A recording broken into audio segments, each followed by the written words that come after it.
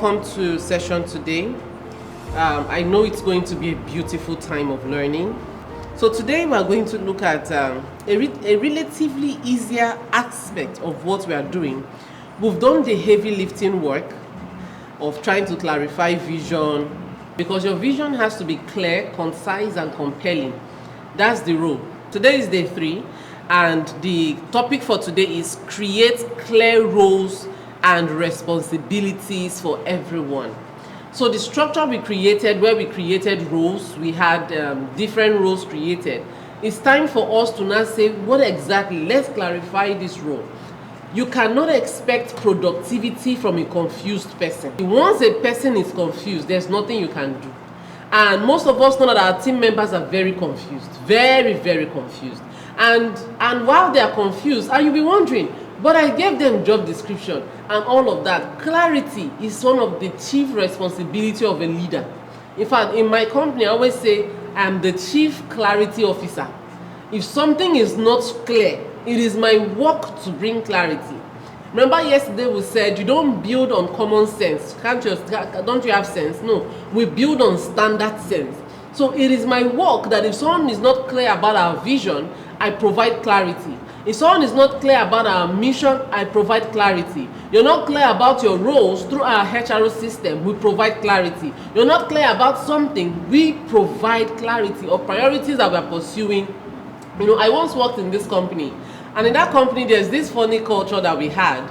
So the management tells you, oh, we need to work on this project, and then you reflect it in your plans and say, we're working on this project, and then they slow down on the project. They're not doing anything. You keep reminding, later you stop reminding them, and then they tell you it's your work to continue to pursue them to do the project.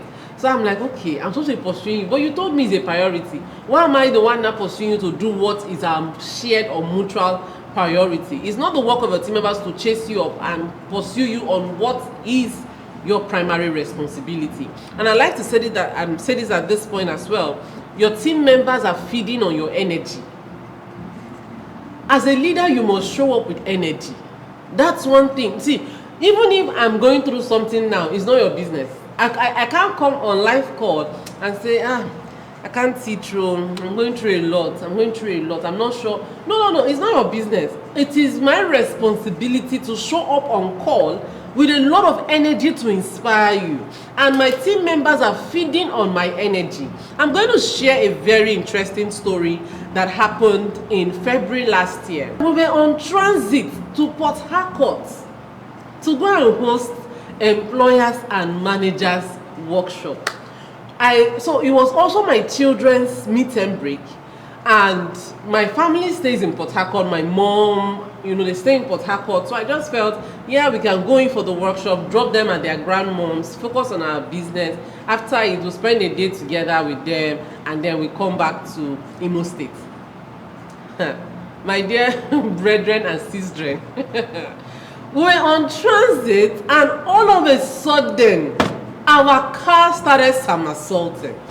I had my 6-month-old baby in front. I had just finished breastfeeding. I had that 6-month-old baby in front. My husband was driving. My 2 kids were at the back. And then my domestic assistant. And the next thing, our car was on the air flying. By the time the car came back to position, we looked back. The kids were there. All of us inside were good. We came, and then when we looked around, it looked like we were good. And then I remembered I was carrying a baby. So the question is, where is my baby? We were all shocked. Where's the baby? Where is the baby? Where is the baby? We looked, my mind told me, what if this baby has been flung out of the car? What if, I said, God, my 6-month-old fine boy, where is this child? And all of a sudden, we heard the cry of the baby outside the car. My husband's door was jammed. He jumped out of the window, rushed to the baby, grabbed the baby, and then he checked the baby.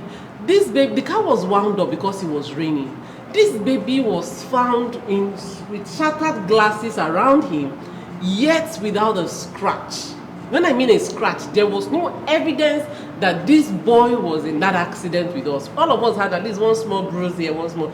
Now, interestingly, it got complicated because the car hit 2 people outside and they died on the spot. it was crazy. We had workshop the next day. It was we had to call our media partners who were driving in front of us, and they rushed back. We transferred the children, transferred everybody. Myself and my husband rushed to the next checkpoint to make a report of the accident. We rushed and we told the police. So my husband and one of our team members rushed to the police station. I joined the kids back home to meet my mom so that we could do some checkup and all that. And of course, they couldn't release. My husband had to be kept in the police custody. They couldn't release him he stayed there for like 3 nights or 3 days. 3 days or thereabout. And the next day was the workshop.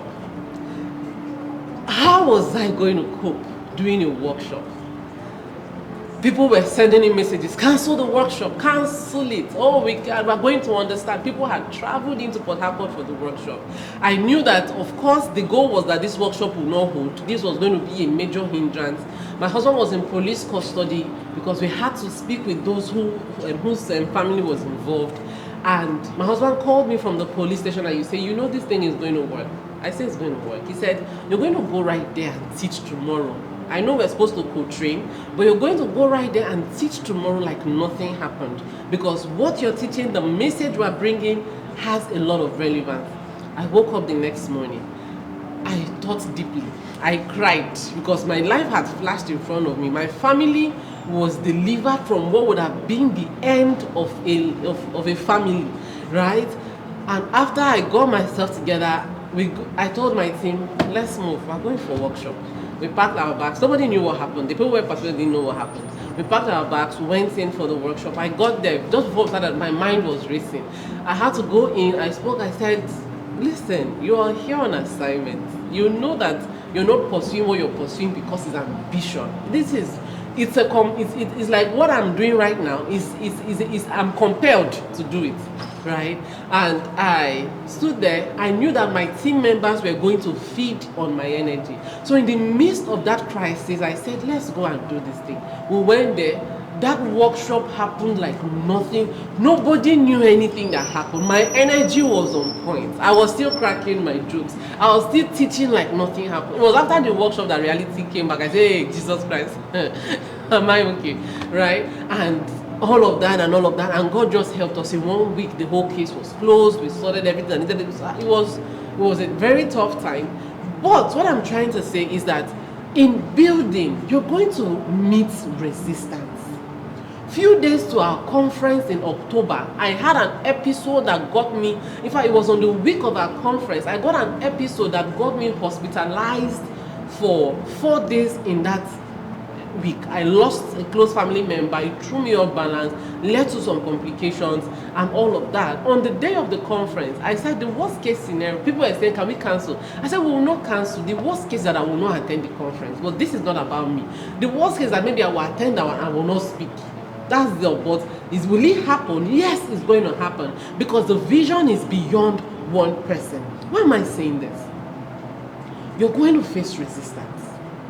That day I spoke. I still spoke at the conference. I even spoke. If you've seen any of those videos where I'm wearing ash, you find out that there's a seat beside me. I had to lean on the seat because I didn't have a lot of stamina to speak, but I just had to speak that day.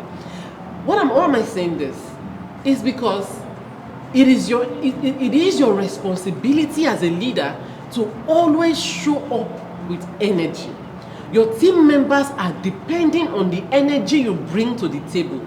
So this is not a zone of I'm discouraged, I'm finished. If you're finished, you go back and cry to the person who sent you on this assignment and say, help me, I need help, right? And you are going to receive strength. Even our Lord Jesus at some point, the reality of the assignment hit him. He had to start crying tears that resemble blood. So it is not easy. I'm commending your courage to take this path. Entrepreneurship is not about a beautiful office. It's not about going to work every day. It's about building something that generations to come will be glad that you came. Most of all that we enjoy today, electricity, the flight, those were inventions of men. And we are still in the days where inventions are happening by wisdom. So don't treat what you're building casually. I hope I'm speaking strength to someone because this is why we are here. So if you're thinking of closing your office, wherever that thought came from, I've sent it back. you're going to continue. You're going to build and you're going to succeed. And you're going to make extreme success and exponential growth. 2026 is a great year for you, right? Today we are going to be looking at how do I now create clear roles and responsibilities for everyone. Nobody performs well in an environment that is confusing. You owe people clarity as to what is expected of them in the business. By the time you go through this process, it's as good as you know how to write a job description. You know how to write a standard job description that is very clear and that you can give your team. So I want us to reflect on these few quotes. I put out some of my quotes here and I want us to just reflect on it. The first one says, most team problems are not people problems. They are clarity problems. When you define roles, alignment and progress follows. Just reflect on it. A lot of team problems we see, the things we complain about, they don't know what to do, they're not doing it well, this and all of that. Most of those problems are not people problems, they are clarity problems. When you define roles, alignment and progress follows. For example, in our company, we carry out recruitment services. And we see this a lot of times when you recruit for a company and they tell you this person is not doing, this person is not doing. But when you investigate further, you find out that it's not the person. This person is actually confused. Very confused. In fact, there was a young man we hired for a company and they kept on complaining, this guy is not hitting targets. And this is a marketer they brought in and this is just 3 weeks into the job. He says he's not hitting targets. He's not. So then I said they want to fire him and let's replace for the role. So we said it's our culture here to also interface with the candidate.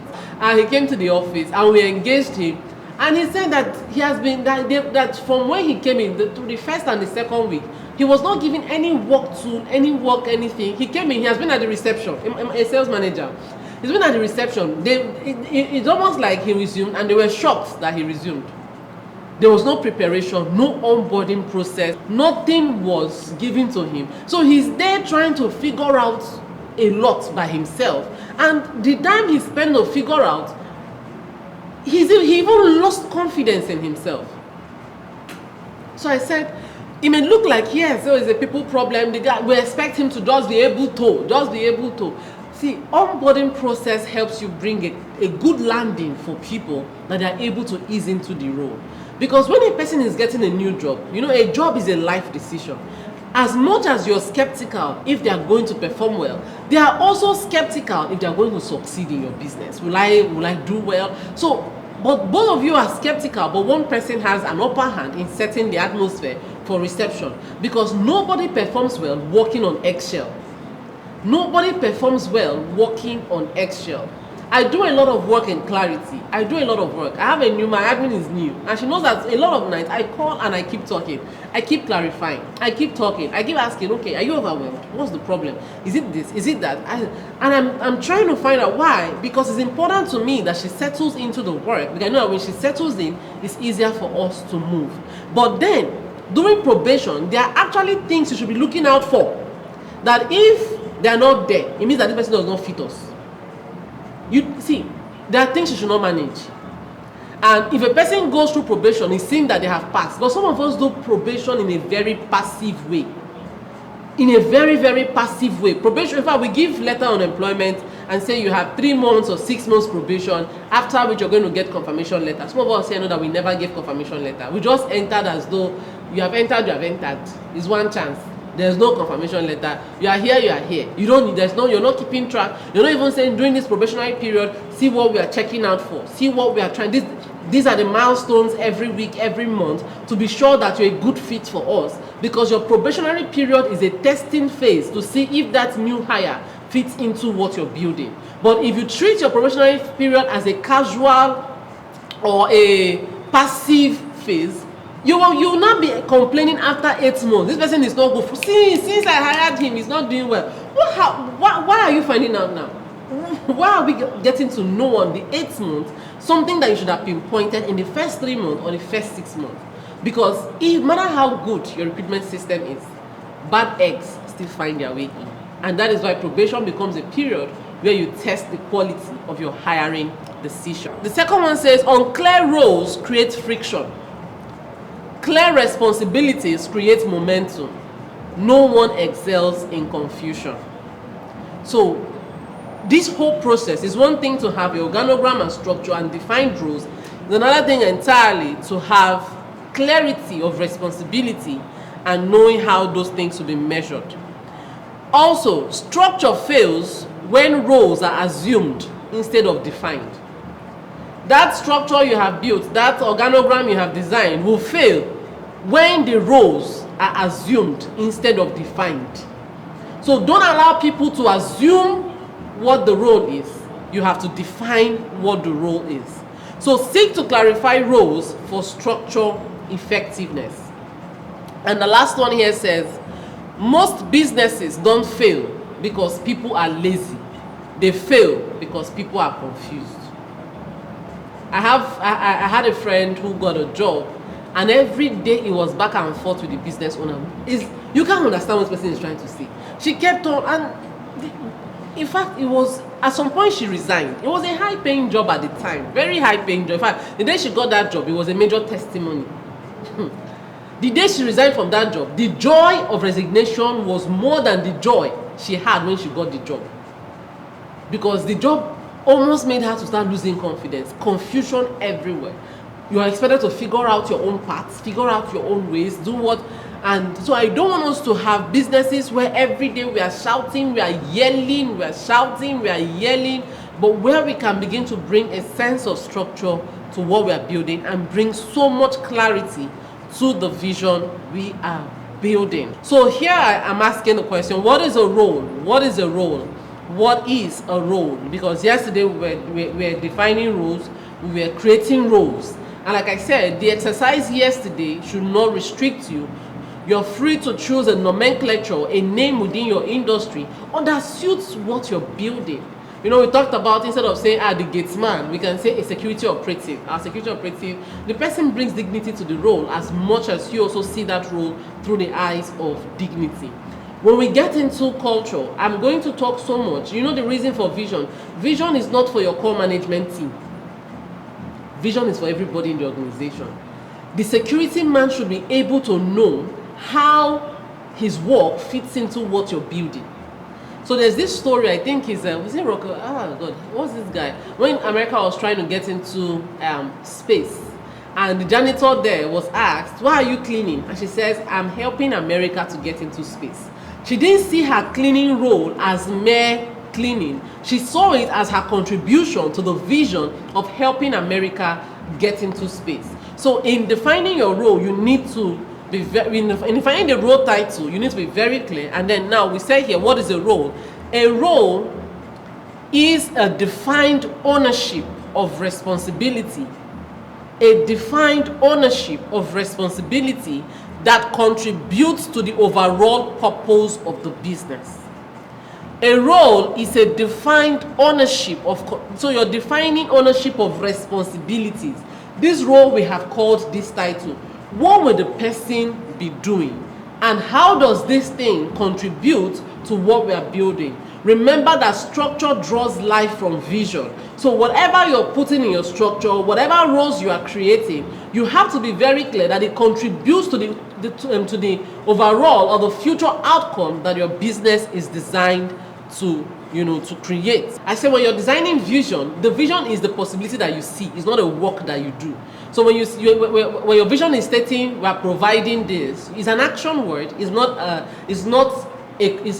creation of a future that you see. Instead, you're saying what you're going to do. At that point, your vision starts to sound like a mission. So I thought to mention that. So this is what a role is: defined ownership of responsibilities that contributes to the overall purpose of the business. So how do you define roles? Today we are defining roles and clarifying responsibility. What is the role design framework? Now, those roles that you have listed out from yesterday, I want to design it. I want to flesh it out beyond the title.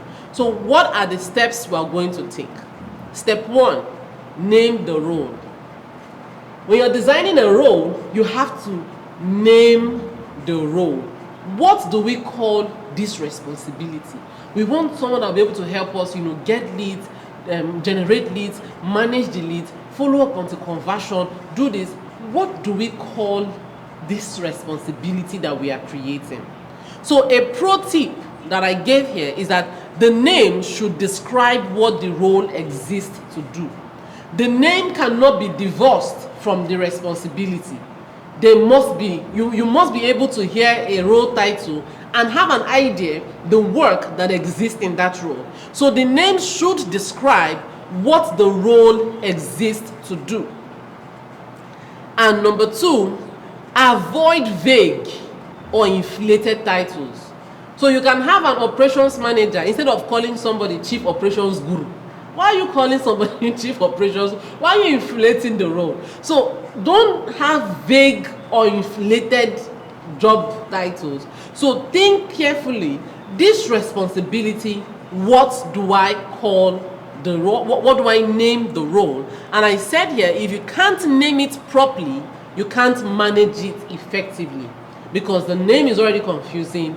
You know, the demands are confusing and all that. So the goal is, I need to be able to name a role in a way that it depicts the work that happens in that role. So that's the first step. Very easy, right? Now, I'm hoping that maybe you can bring in your HR into some of these processes, because if you have a HR that doesn't know HR work, you're going to amplify confusion. So a HR person, and you know how some of us do HR. Somebody is doing admin, and that person just add HR to it. You know, just add. HR has technical skills that are involved. It's not a spiritual gift. It's a learning. There's a body of knowledge that undergirds the work of a human resource manager. If you have a human resource manager that don't even know how to recruit people, see, the recruitment process in your business is the door of your business. If you're careless with it, any kind of person will access your business. So you need to guard the process that admits people into your business. A business owner told me some time ago, he said, I said it was end of the month and he was frustrated. And he said, I don't want to pay salary. He has money, so it's not as though he was. He says, I just like I'm paying fools. So I asked him, I said, these people you're calling fools, how did they find their way into your, did you hire them? There was a process that admitted these your so-called fools in. So instead of complaining about them, why not ask yourself, we need to work on our recruitment process to be sure that we are admitting the right people, right? So strengthening your hiring process is a very important thing. So if you have a HR person, please get them properly educated. Either they are coming in with skills, or you sign them up for human resource certified courses where they can get trained. Because I also want to state it here, when you're hiring, part of the clarity you bring to your hiring process is to be sure the level of expertise you're seeking in a person. There's a difference between job specification and job description. While a description just highlights the responsibilities, like we're going to go through all of that now, a specification talks about the kind of person we are looking for this role. Do we need an entry level? An entry level is someone who has 0 to 2 years experience. If you're going to bring in an entry level, it means that you're going to intensify in training. You can't bring in entry level because you don't have so much money and have the expectation of an expert from an entry level. So an entry level has very minimal experience, and it means that we are going to provide training for you on the job, and that makes up for the level of salary you're going to be receiving. If you need an intermediate should be about 2 to 5 years experience, have some levels of experience and all of that. Or you need an expert, a top expert, maybe 5 years, 10 years. You need to be clear who you need. Never go to the job market with the salary of an entry level expecting the skill of an expert. No, don't do that, right? Don't do that. Bringing in experts into your business costs so much. And that's why we tell startups, you may not be able to hire experts at the start of your business, but if you create a system will make an amateur have the result of an expert. Got that right? So let's go ahead. So the first step is naming the role, like we've talked. So let the role let the name describe what the role exists to do, and don't use vague or inflated titles. If you can't name it properly, you can't manage it effectively. So the second one here, the step 2, after you have named the role, the next thing is connect the role to the business purpose. Why does this role even exist? And how does it contribute to what we are building? So, for example, when you see a standard job description, you see a role summary after the title, the office of the admin executive or executive whatever. You see a role summary that says this role exists. There's like the core work of that role connected to the business objective. So the question you're answering here is, how does this role support the vision? How does this role support the vision, and what structural pillar does it belong to? So you're asking, how does this role support the vision, and what structural pillar does it belong to? So I gave a summary here for using our brand communications and community manager in Thrive. So the role summary says the brand communications and community manager is responsible for telling the Thrive story across all media platforms, ensuring brand consistency and nurturing our digital and alumni communities.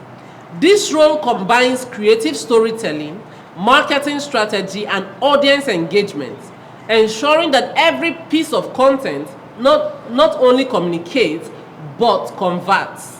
The ideal candidate is passionate about brand storytelling, understands digital marketing dynamics, and knows how to nurture a community that reflects Thrive's mission of building winning teams and thriving leaders. So after telling why the role exists, I'm able to connect it to our mission of building winning teams and thriving leaders. So they are nurturing a community that reflects what we are building. So you have to tie up that role to the business purpose. So every role must justify its existence by contributing to purpose. Every role must justify its existence by contributing to purpose. Got it right? Quite easy. Yeah, beautiful. Then step 3 is list the key responsibilities in this role. What must this role do consistently? What are the activities, the responsibilities that this role must engage in consistently? So a pro tip here says, list 5 to 10 clear responsibilities the role must fulfill. You must list at least 5 to 10 responsibilities that this person will do, and you have to write down these roles as actions, not vague ideas. You're going to do this, they're action words.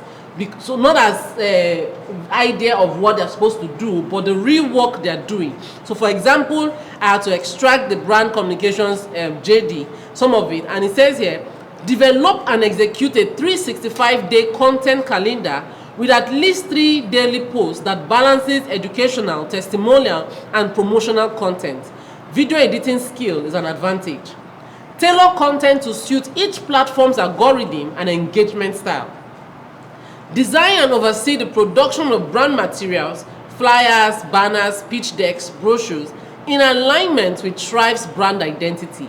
Craft compelling email marketing campaigns, which are newsletters, event updates, and product launches that nurture relationships and drive conversions. So the role that you're describing must be action oriented. It's not a concept you're sharing.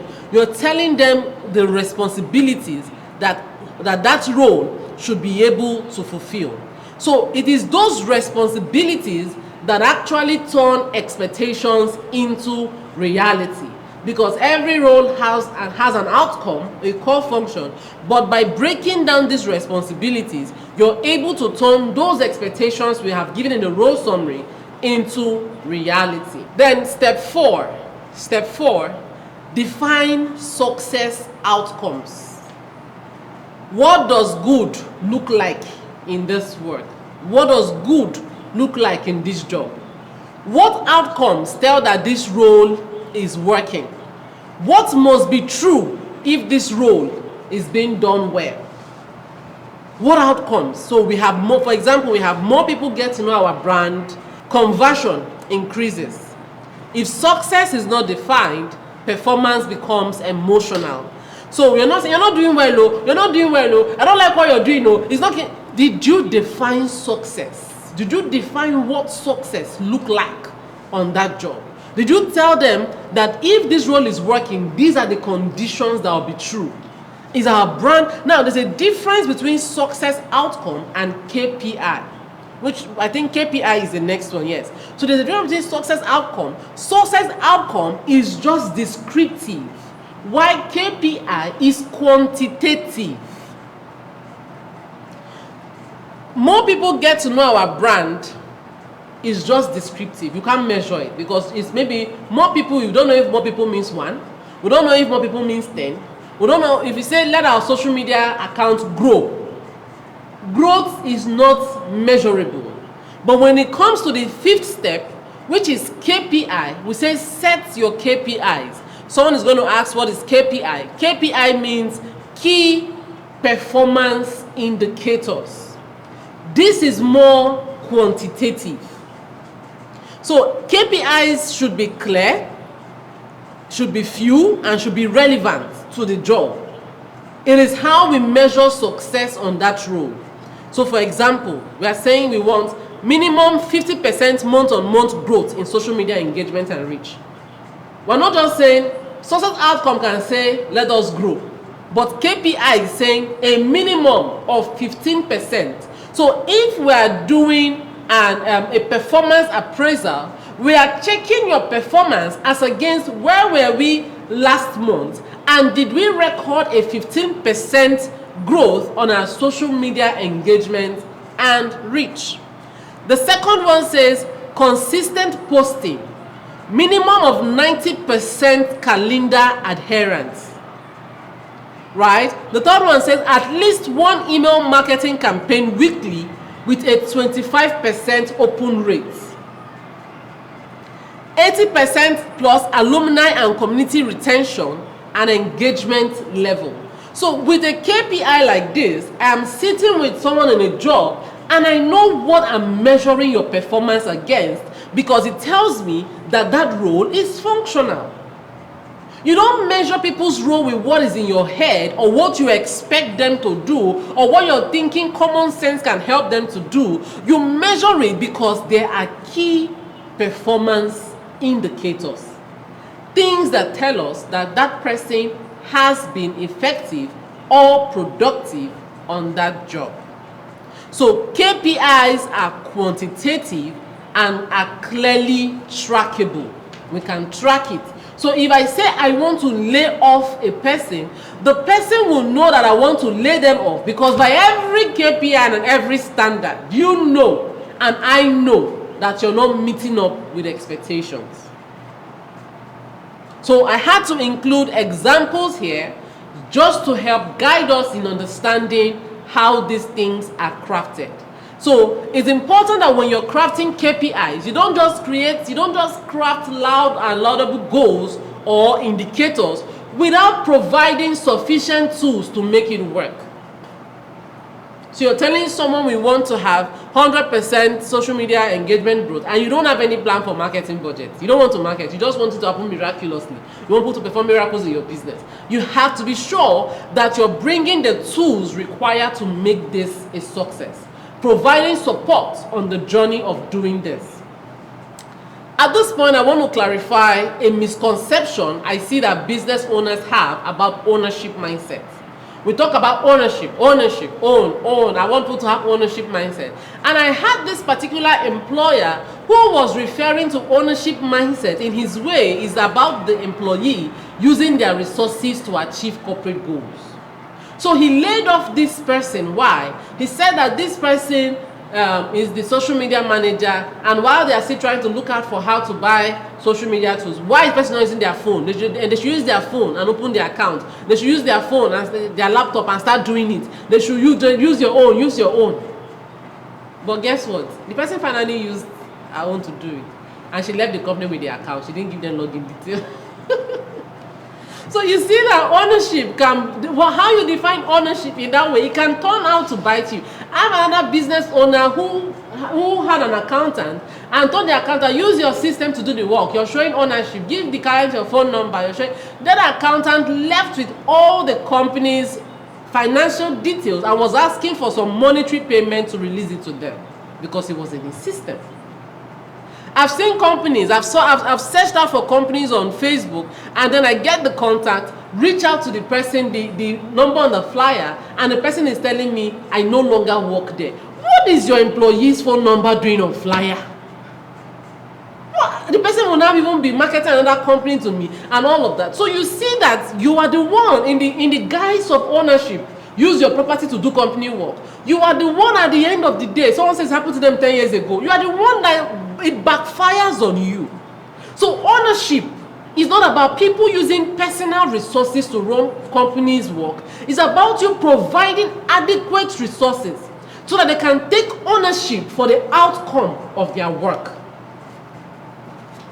So these outcomes that we are stating here as success factors or KPIs, it is your responsibility or the management team's responsibility to provide the resources that enables them to meet up with their expected targets.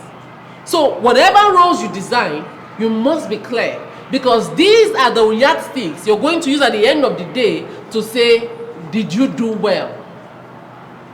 You won't use strange yardstick, or you won't start importing yardstick because you're frustrated at that phase. You know, there's a way business will do. You'll be very angry. You expect that people should just even raise 50 billion for you. So you won't use all of those emotional outcomes and outbursts to do it. Rather, you will do it based on the indicated standards. I have this business owner. He has 10 eyes in his business. So he will tell security man, you know you're my eye in this business. He will tell this one, you know you're my eye. So he now ended up having plenty eyes. And because I must see, I will see what happened, I will see what did not happen.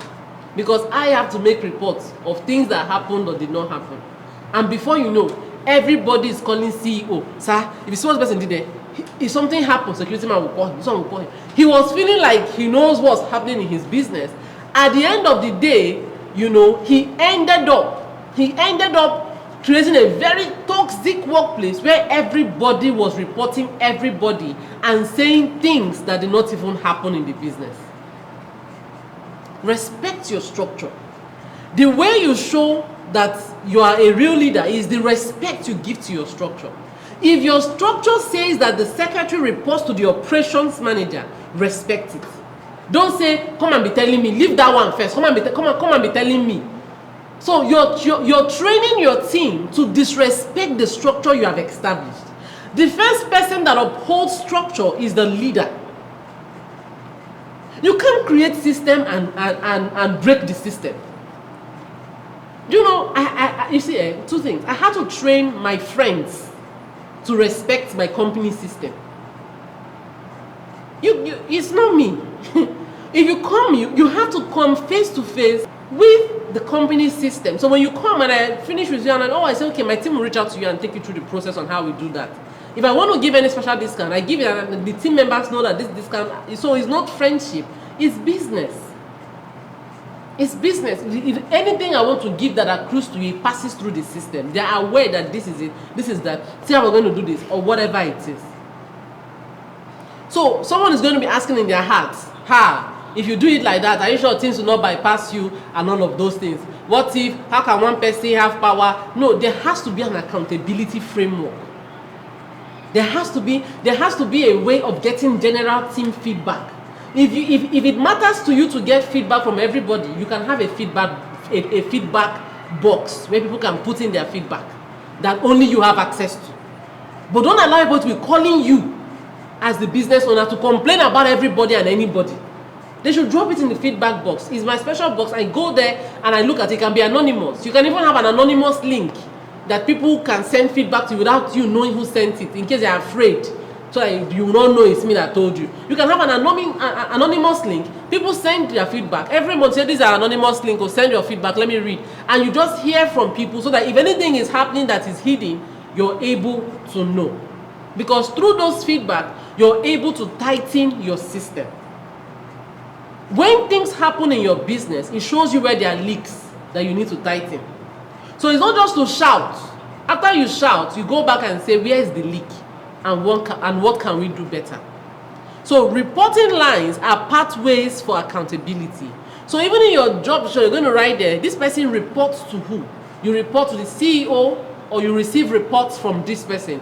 It is important that they are clear where they report to, so that you don't create a confusing system. And when you define reporting line, by all means, respect the reporting lines. Step 7, define the role context. How and where this role operates. What are the working hours? What is the location? Is it on-site? Is it remote? Is it hybrid? What are the tools that are used? So for example, you don't tell people, if someone says, me, I cannot really define report, this our work is so stressful, you have to come very early and close very late. It's not a time. When people are getting jobs, they make considerations for their other commitments. True? There are things you want to get into, you make considerations for other commitments. So for example, I'm a married woman with kids, so when I'm looking at a job, if I see a job that tells me resume by 6 o'clock a.m. and close by 8 p.m., chances that I will not take it, regardless of the salary involved. Why? I have other commitments outside of this job. So it is the clarity that they bring, right, that I use in knowing that, okay, I can do it or I can't do it. So be very honest and sincere. If your work closes by 10, put 10 p.m. So it's not when I enter a job with the hope that we'll close by 6, we'll not start closing by 10. It has destabilized me already. So think through the job, because what you're doing in creating a role, you're asking yourself, can this role, because when you're designing roles, you're also asking yourself, do I need this person full time? I have some remote staff. My brand communications guy is a remote guy.